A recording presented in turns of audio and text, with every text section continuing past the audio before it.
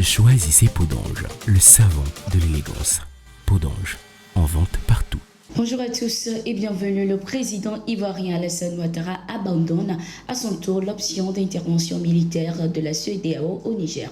Alors qu'il était l'un des dirigeants ouest-africains à avoir affirmé en août le déploiement de ses soldats pour ramener le président Bazoum au pouvoir par la force, Alassane Ouattara a changé d'avis et décidé de privilégier la voie diplomatique. Le média français Jeune Afrique, dans l'un de ses articles, a indiqué que la Côte d'Ivoire a décidé de démobiliser à compter de ce 6 novembre les soldats qui devaient intégrer le contingent prévu dans le cadre de la dite intervention, soit entre 700 à 800 hommes. Le président Alassane Ouattara aurait reçu plusieurs mises en garde de l'état-major de son armée qui considérait cette opération comme trop délicate. Comme Abidjan, l'hypothèse militaire a perdu de sa substance au fil des semaines dans la région. Le président de la CEDEAO et président du Nigeria, Bola Tinubu, a également affirmé à la ministre des Affaires étrangères de la France, Catherine Colonna, lors de sa visite à Abuja ce 3 novembre 2023, qu'il ne veut pas d'une intervention militaire au Niger.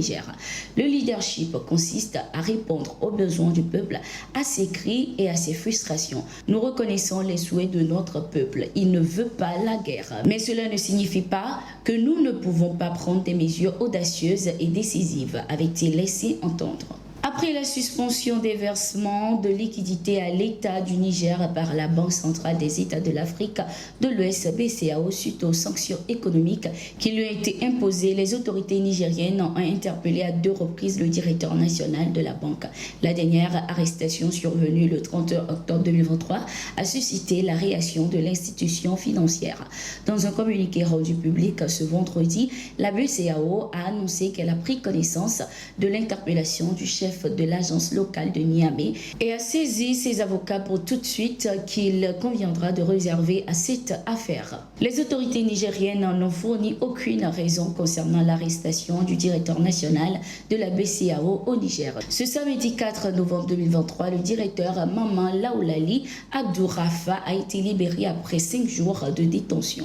Depuis le 15 avril, les conflits entre l'armée soudanaise conduite par le général Abdel Fattah al-Burhan et la force de soutien rapide FSR du général Mohamed Hamdan Daglo ont fait plus de 9000 morts selon une estimation de l'ONG Acled. Entamés en mai en Arabie Saoudite, les pourparlers avaient conduit à des accords de cessez-le-feu qui avaient été systématiquement violés selon l'armée soudanaise par la FSR. Ceci était le motif évoqué par l'armée soudanaise pour justifier la suspension de sa participation aux travaux. Les pourparlers repris en juillet dernier sous la médiation des négociateurs saoudiens et américains n'avaient pas permis de mettre un terme aux affrontements entre les deux parties.